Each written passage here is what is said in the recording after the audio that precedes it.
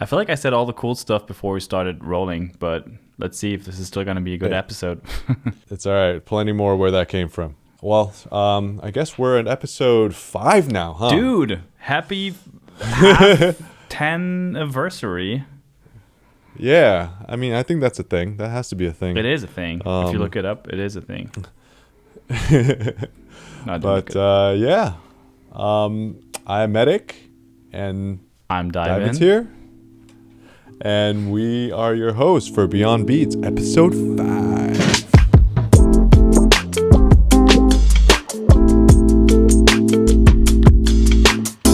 Wow, 5 episodes in. What are any thoughts before we begin? I remodeled my studio, as I said in the last episode, and now I'm basically right. talking against a wall. Like there's literally a wall right here, and this is like the full extent, pretty much, of my studio that you can see behind me. So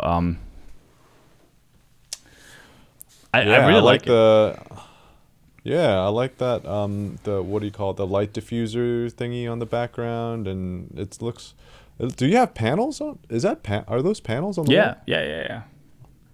These are like I forgot what the material is called. I can look it up real quick. But I ordered them from Germany, from this acoustic treatment website. They're called like acoustictreatment.de or something. Not that, but something along the lines of that. Like very creative naming.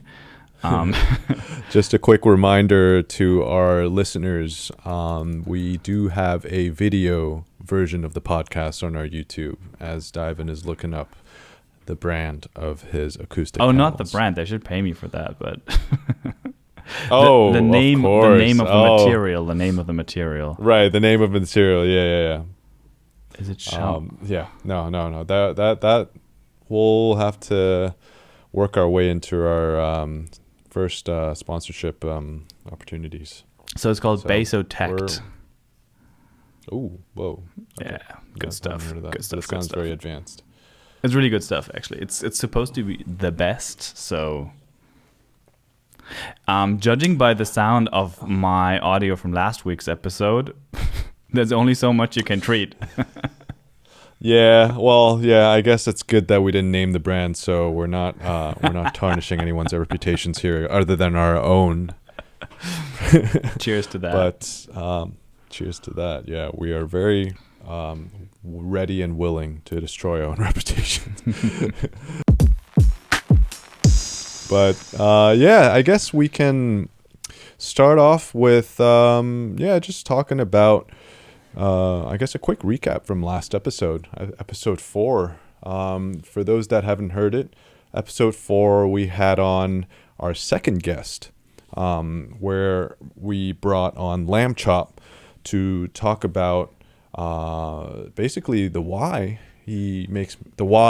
everything that has to do with why he makes music, essentially. And I thought it was a very beautiful episode, and most of it was just Lamb Chop essentially just telling his story, which is fascinating.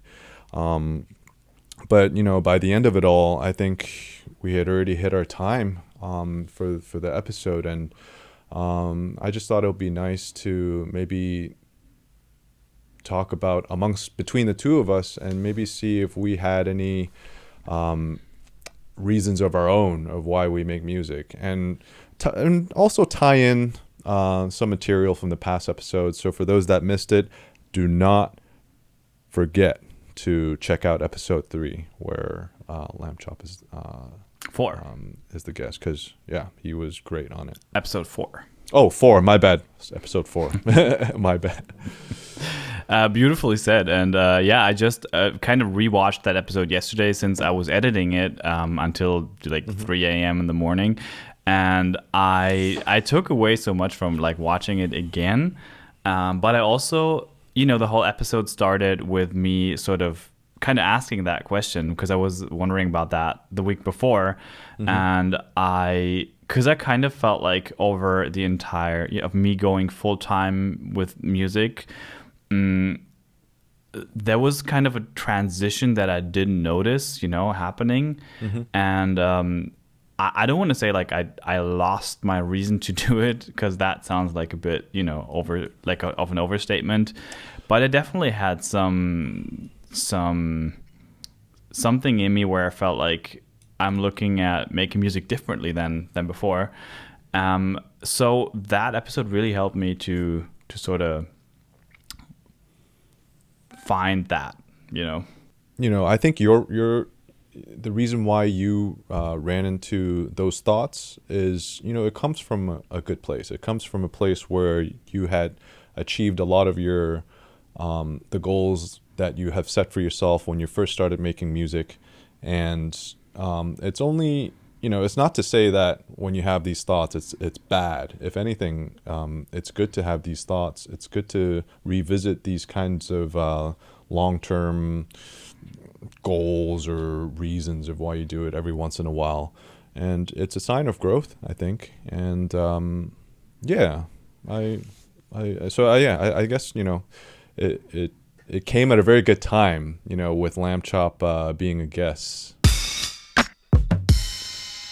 The first thing I wanted to do was to rebuild the studio. It's a pretty small space in here, and I felt like I couldn't really like develop any creative ideas in here. So I had like a super long conversation with my wife. For those of you guys who don't know, my wife Julia is also a singer and a songwriter herself. We had like this 3-day conversation, like a really, really good conversation, where we ended up talking about who we are, who we became as people, and as artists as well. And honestly, I felt like kind of like I said, kind of lost, as you probably could tell from last week's episode. Me introducing the whole topic. But so I kept like thinking, why do I want to make music besides the obvious, because I like doing it. I'm glad you were out of that 3-day long conversation. You managed to convert your studio into a very beautiful space that you can call your own. But it was more than that that came out of it. At some point, I had this moment where I realized one of the things was kind of similar to what Lamb Chop said last week, that I want to sort of in a different way, like repackage the music that I love into something like, especially I listen to a lot of music from the 70s because my stepdad showed me that music when I was a kid. And one of the things I wanted to do when I start making beats is kind of repackage that. And you can tell when you listen to my instrumentation and, some like the way I approach music, just kind of because that music's embedded into, my perception of what music can be like. It's all in there, But yeah, I think it's, it's all about finding that feeling. And I think that's what drives a lot of us too. I kind of gave it a little thought. I don't really have like a really deep answer as to why I do it. It's just that because of life experiences, I know what life is like without music in my life. Because for those that don't know, I started making music. Well, I started playing guitar back in 2003, so a really long time ago. And then I started making beats around 2009, 2010. That was in my university years. And then after graduating, I took on a corporate job in Hong Kong. And then I went into it thinking I could juggle both the job and the music, but it kind of went into a place where it just became all work and no music. And it got to a place where I never, by the end of it, by the end of several years, I didn't even listen to music at all. I didn't have any musical ideas in my head anymore. And I would stare at all my guitars on the wall and just basically feel really, really guilty, right? And then because the drive and the want to make music is still there, and the realization that I don't even have musical ideas anymore was very scary. And that's about the time when I basically just quit my job. And one of the things I really wanted to see was whether I could do music again. And that's when I found out Creativity is a muscle. You listen to music again, you play guitar again, all those things come rushing back. It's a good point. But, yeah, so I mean, so I guess it was only after this several years of my life where music was not a part of my life, and that I realized how it made me feel, which was not great. Right. How many years was that?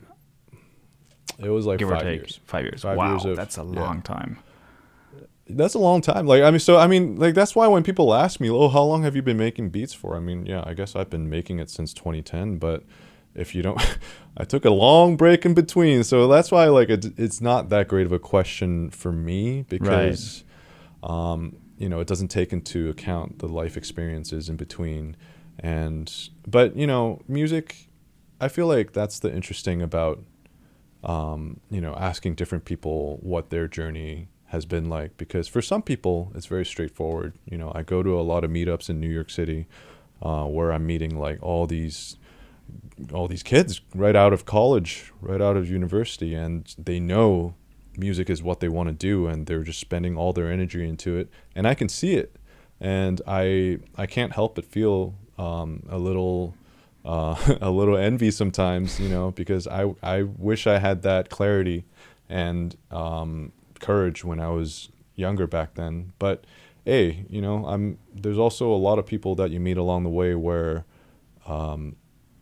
you go back into music because that is the thing you know after some life experiences that this is the thing that drives you, and you have to try everything in your power to make it a part of your life. And, you know, as you get older, life doesn't get any simpler, and the task of making music a part of your life becomes much, much more difficult. So this is where I'm at. I'm not, you know, it's not easy. I'm not really, like, I'm still trying to figure it out, how to make music a sustainable pursuit. But it's, yeah, that's kind of like what my journey has been. And I guess the why is just, I just know it. I just know what life without it is like, and I don't want that to be my life going forward, I guess. And you wouldn't know that if you wouldn't have experienced it for 5 freaking years. So, you know, it's like you said, some know, some are courageous enough to trust that instinct and to follow that gut feeling. Some maybe didn't do it, but then you know even more. I think you won't lose that feeling, you know. It's after having been away from it for so long. In my case, I always knew. I still studied something else at university, and right. I went this kind of really like twiggly line of always making music actively, always having it having it being my utmost priority above everything else. And then, but never like knowing how or what I want in the end, you know, what's like what I'm working towards, except I really want to do this, you know? Right. So when I started making beats, the first, which was like in 2018, before that I was mostly playing in bands and live touring and stuff like that. So when I started making beats, it was like, after, you know, having done this for a couple of months or years, I knew where this could go, but I didn't really like dare to even think that I could do this full time until the month that I quit my job, where we like ran some numbers, looked at the trend, you know, the earnings trend and all of that, and in the end we decided let's just do it, and looked at our savings and all that, and we figured now's the time. If not now, there's no other way. There's no better time. But like I said, I felt like I was sort of being in there, since that was never like the goal. Like I just said, it was never like a direct goal of mine. I felt kind of lost. I felt kind of like, now I have this, which is amazing, like beyond amazing, something like I said, like I literally never dreamed of, because it was just it felt too far out of reach. That I I ended up where I was last week, as you all saw. But The breakdown. The breakdown. That's what we shall call the episode. The meltdown. DYVN's meltdown. Yeah. Not even mention Lamb Chop. No, yeah, it's just you. I also thought about Lamb Chop's, intrinsic and extrinsic motivation moments, where he basically said you have intrinsic factors that come out of you, kind of like Metic just said, with him knowing what life feels like without music, or what I just said, like I want to sort of repackage the music of my childhood. Another thing I want to do is just make. I just love making beats. I think that's also a good reason, and that's something I just realized this week, actually yesterday, when I sat down and I just kind of did. Yeah, I didn't think about it. I just made some drum loops, and I made 4 drum loops in one night, and they all sound so crispy and so nice. And it's just a drum loop, if you want to look at it that way. But they were like really, really saucy drum loops, and I was so proud of them. So in the end, I was just like, you know what? And that kind of clicked in my head, and I told this to my wife this morning. I said, I think I got to look at making music from a different perspective than I did when I went full time, because that became my job. So I looked at it sort of as, well, it's something I need to do now, right? I now look at music again like I used to when it was just a hobby, the same way that I look at playing video games or watching my favorite TV show. It's just a fun thing to do, because at the end of the day, I love it so much that I just end up going into the studio and just, working on some loops, working on another track. Anyways, today I actually finished 2 tracks with that mindset, and I love both tracks, which kind of feels amazing, and it just took me like 2 hours. So that no brag or anything. It's just that just happened, that like switch of my mindset. Right. So rather than looking at it like a chore, which I kind of see, when I write pitch text for my label, or even like editing the pod can be a bit of a chore, because it's just a long time period and stuff like that. Yeah. And it's something time sensitive that I have to do, that I have to get done. Whereas making music, obviously there's releases that I have planned with labels and stuff like that, but I just try not to put any music making on my to-do list anymore. It's just whatever I feel like making, I'm just gonna make it, and the to-do list stuff is only label stuff, where other people rely on me, not creatively in that sense, if that makes sense. Does that make sense? Yeah, that makes a lot of sense. A lot of people rely on you for everything. Well, obviously, that's true for everyone. Yeah. And it's not like I don't like those chores, like editing a podcast is very much enjoyable, like I just said, or even like writing pitch text for the label and listening to the amazing music that artists release with us is honestly a gift, but it's still something that I sometimes feel like, I would rather do something else, and I gotta do it now. And I feel like I only feel like that I have to do it because or I only feel like that I would rather do something else because I feel like it has to get done, so that's like the kind of thing I want to change.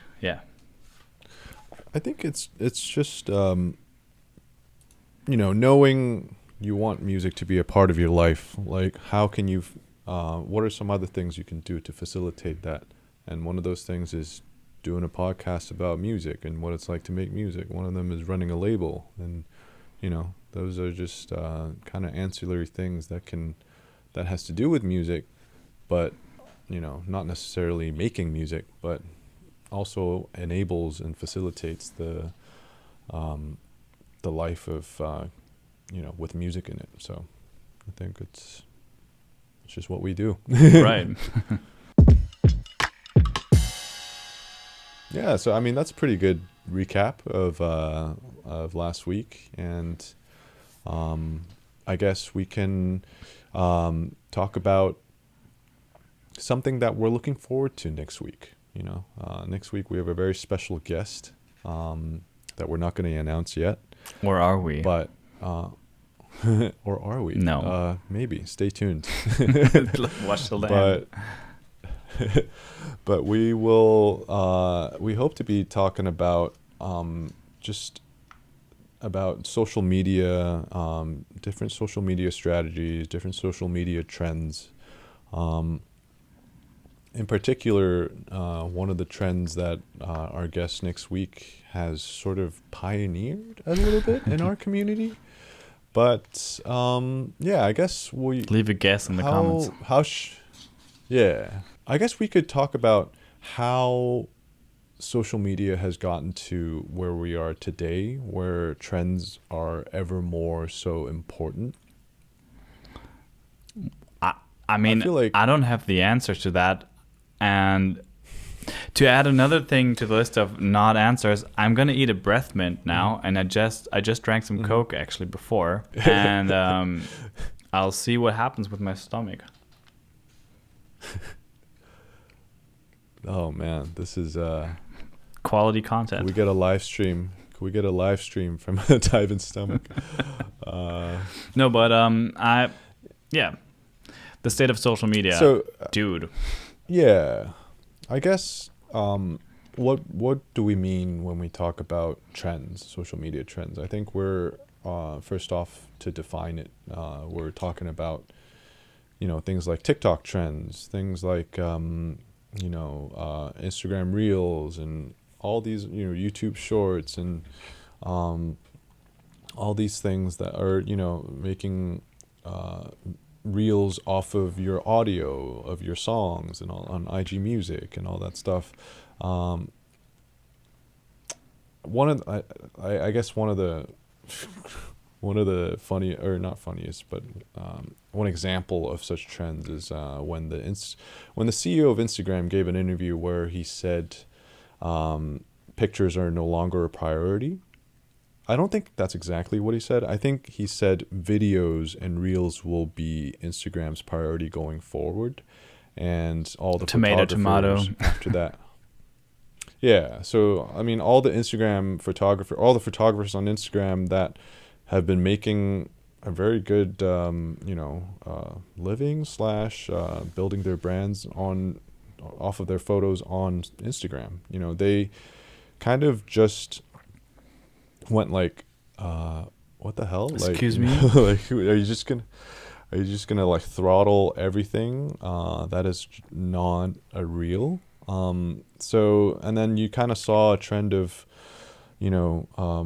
photographers just posting their pictures as a reel, over some trendy audio just to get their content seen. I guess these are kind of the trends that we're talking about, and there's much more relevant trends that are there's trends that are much more relevant to the Instagram beatmaker scene that we could dive into as well. But I guess my point is, how did we get here? Because I remember a time when Instagram was not so trend heavy. I don't know if like. Oh yeah, I've been on the platform since 2000, and I want to say 10. It's 10 or 11. So pretty much since the early days when we still thought that Instagram was a photo editing app. When like even the whole, because it was so small that the whole social thing wasn't like anything I knew of. Like it was just something I didn't like understand actually what it meant. And then I just knew that there's also a bunch of other pictures somehow somewhere. And then pretty much I remember like showing, I don't remember who it was, but a friend, this app, it's like, oh look, I just found this cool photo editing app. And then you also get like a kind of like a photo album of all the pictures you edited through it. So that was my first recollection of Instagram. What about like getting active in the Instagram beat community? Like when did you really start becoming active and like start posting, I don't know, like videos of you making I mean, beats and stuff since like I've been posting since 2010 or 11, you just can't see those anymore. But I've been pretty much active on Instagram since, like I said, since its early days. And I've already been posting on there when I was still playing in bands. So it was kind of, it's always been second Oh, nature I to me. see. Yeah. And so when I became a beat maker, it was just like an easy transition to me to change my public image, I guess. And Right.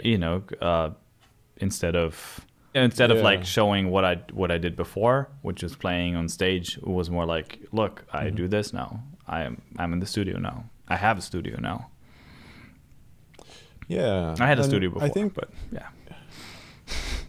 that- and I think a lot of a lot of people in this community can probably relate to that story as well. Maybe not the prior band background, but at least with getting active with sharing the music and the beats that you make. Um, I think, well, personally, I started getting active in like 2018. Okay. 2018, that's So around, the same time as I did with like the beat making stuff on Instagram, pretty much, because that was also okay, 2018 for me. yeah.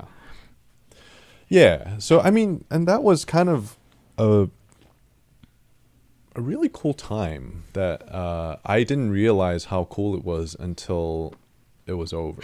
But that was a really cool time in the sense that I had just kind of started making music again. And I was still in this territory where I didn't really know if I could still make music, but I've kind of forced myself to do it and share the things that I was making. And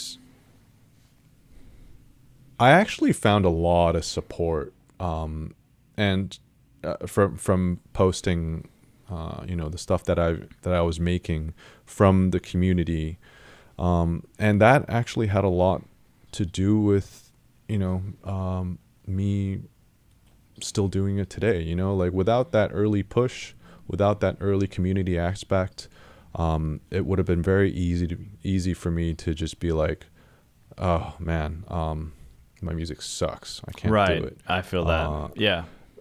Yeah, but with with the kind of community aspect of Instagram back then, at least, it was very encouraging. That's true. Um, I almost forgot about that. yeah, and then not only that, but not only people liking and recognizing things that you're making, but you get to see what other people are making, and you get to be inspired by that. I would, one of the things that I would used to do back then is just do guitar covers of other people's songs or Okay, just cool. jam over other people's tracks, beat videos, and all that stuff. And I just had a lot of fun doing it, and that was, one of the things that kind of kept me going, right? Right. And that also kind of like prevents you from questions like, why am I doing this? Because you just enjoy it. Like there's You like a just enjoyed community. it. You're like you part of something. And Yeah. may I go to the bathroom, please? Oh yeah. You're dismissed. Thank you. I'll leave that in the pod, by the Actually, way. I might do the same. Quick actually. bathroom I might do break. the same. We'll be back in a sec. Yeah. Perfect timing. Isn't it? So you guys gotta know we're very like hydrated people here at Beyond Beats. Yeah, I gotta stay hydrated. Yeah, so back to, I think right where we left off was the community aspect of Instagram. Was back then I would just kind of jam over other people's other people's songs, and it was very interactive. And my point out of all this is, back in the day, what facilitated this community aspect of Instagram was discoverability, right? Because you don't really get to have a community unless you can discover stuff, discover what other people are making on your feed, and vice versa. You don't, other people can see the things that you're making on your feed. And I think back then it was much easier for me, and for a lot of other people as well, to kind of stay on top of what other people are making. And Lamb Chop did a flip this this week, or I don't know, DYVN made a Usher remix or something, the next week. Yeah. Like, just like, yeah. But it was much easier to keep in touch and stay in touch with people, because the reach of your content was so much easier to get to people organically. I feel like it was more focused. I mean, if I may cut in here real quick, I feel like there's obviously this one big advantage with Reels, which is you can possibly reach out to more people, because it will reach audiences beyond your own audience. That said, quite frankly, and I'm not someone who's super invested anymore in Instagram, because I honestly kind of lost my interest in it, because it just felt like I'm like chasing something that I don't want. And that's like, obviously we all want to like find like a larger audience, but I don't just want to find any audience. And when I realized that the thing I kept making just wasn't really hitting anymore, and I also felt like people weren't interested, or which is something that I tend to quickly jump to that conclusion, where I'm like, maybe I'm not that, not that good anymore or something. So I very oftentimes tend to relate that back to me, which is of course super dumb, and it's probably the algorithm, that did that. But in the end, like at this point, still my feed posts, the ones that are like just like a swipe post or something, they end up getting way more engagement than my Reels, because they still get shown to quite a few people. So I still enjoy posting those once in a while, but it's just I just wanted to like throw that in there really quick, that I forgot what I wanted to say. Well, I think it's very easy for us to blame ourselves for things not performing well, and I definitely went through a phase like that. I remember, actually. I remember. You told me. We were like, I don't know if we just started talking when that happened, but I remember specifically that was one of the first things you ever told me, like, do those like still have any engagement or any like reach when you post them? Because it feels like I'm in a bit of a algorithm low. And I was like, I don't know what you're talking about. But then I found out eventually. I was very... That was very at the beginning. It kind of got me down, like nothing was performing like it used to, and I'm just grateful that this happened as I was just a little further along in my journey. Like I wasn't just starting out when this happened, because I'm grateful for that, because if I was just starting out when all this stuff started happening, who knows, maybe I would have quit making music, because I thought the music I was making wasn't good enough, the videos I was making wasn't good enough, and I was like, okay, you know what, maybe music's not for me after all. Right. I mean, I'm exaggerating a little here, but I think that's because of especially my journey and my arc. Like it was I was really that fragile at the beginning. So I'm glad that when Instagram started changing, I was a little further along in my journey, and I really feel for the people who are just starting out and feel like they have their stuff's not hitting or whatever, and it's to no fault of their own. And I think this, with a little bit of hindsight now, with Instagram kind of fully changing and embracing Reels and all that. So I guess the point is, what is really hitting now? So trends. So it became trends. Now I understand the question and the topic of the podcast. Yeah, exactly. It's a very long-winded way of making a point that we're setting up for next week. But Yeah, I think it became a a community organic or community to now everyone's just kind of not chasing, well, yeah, kind of chasing after trends and because chasing like new audiences and all of that, because the audience right. that you already have, and that's, I think that was my point before, the good thing about reels is obviously you can find a new audience, but what about the audience I already have? Like if Exactly, if yeah. what I want to make, it doesn't reach them, what's the point of building an audience, right? Like why should I try to reach? Maybe I'm missing a point here, maybe I'm not understanding something correctly, but that's just what it has felt to me recently, that I'm just like kind of exposing myself to the entire world, which I don't really feel that comfortable with, although obviously that's what we do when we post stuff on the internet, so I do feel comfortable enough to do that, but you know how I mean it, right? So I do want to make stuff for the people that are here for me and that are potentially here for me, obviously, but now it just feels more and more, and I think that's also what you were kind of driving in, that people are just shouting into the forest and no one really knows what they want to say anymore, which is, I think, part of the reason why I started this podcast, because we wanted to, like, not that we know exactly what we're saying, but we wanted to at least have one like steady outlet where we know how the platform sort of works, and whether at least the genre or the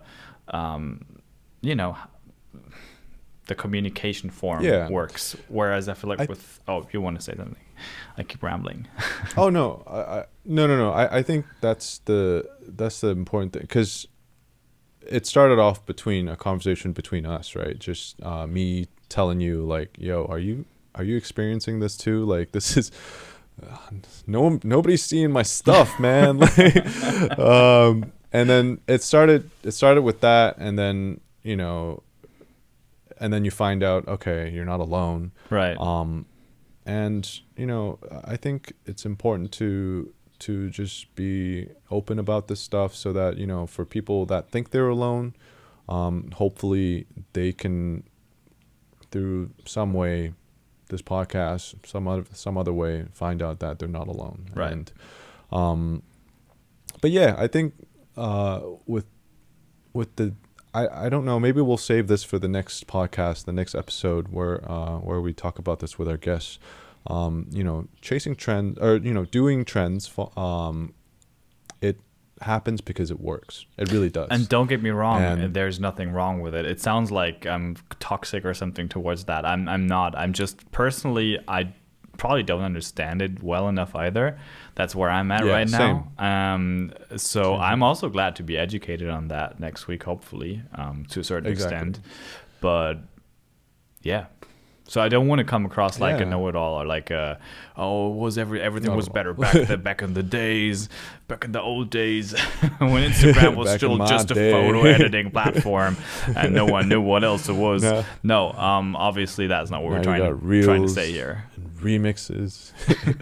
Yeah, I think it's about changing with the times, and and I guess kind of talking to someone who has experienced results with these trends, and it's gonna be a learning opportunity for me, and I'm sure for you too. So I guess this is probably a good place to leave things off for next episode. Leave them hanging at the cliff, right where we wanted them. That's where the meat of the lesson is going to be, with our episode, with the next week's episode with the guest. We're gonna post music to because the music is so good we can't shout it out in the podcast. So you're gonna get a playlist from us just like that, because we didn't make a playlist, so. I tried. I can't we'll make up for it. We'll make up for it in the YouTube description and the podcast description. So peep those playlists. For those who don't know, every podcast episode gets a playlist. There's also a master playlist where I add all the playlists into one big playlist. So you can either listen to that or listen to just this week's playlist. It's going to be epic. Yeah. I didn't know there was a master playlist, but that's awesome. And I think it'll be it'll be very interesting to listen to, because we usually have a theme. Most of the times, these playlists are songs that we have been listening to for the week, but or that relate to the topic. Episode.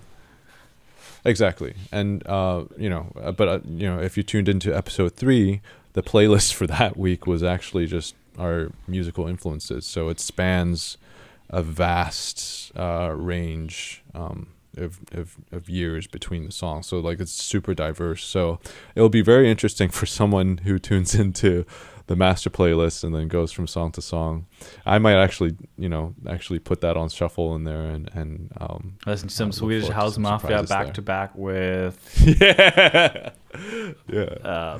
Oh man. Yeah. Yeah. I think this is a good place to tie the knot for episode 5. Thank you guys for tuning in. And look out for episode 6, where we will have a very surprise special guest with a twist.